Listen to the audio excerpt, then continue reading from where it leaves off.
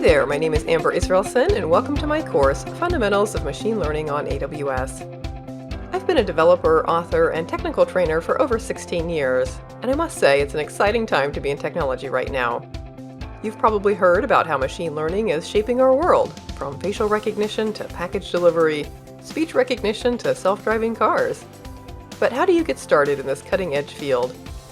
That's what this course is all about.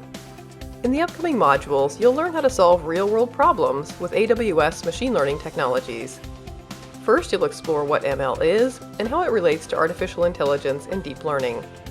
Next, you'll learn how to identify and frame opportunities for machine learning. You'll discover the end-to-end process, fetching, cleaning, and preparing data, training and evaluating models, and deploying and monitoring. Finally, you'll learn the AWS artificial intelligence and machine learning stack that enables this process, and see those technologies in action with Amazon SageMaker Studio. When you're finished with this course, you'll have the skills and knowledge of AWS machine learning technologies needed to solve real-world problems. This course will also lay the foundation for the AWS Machine Learning Specialty Certification.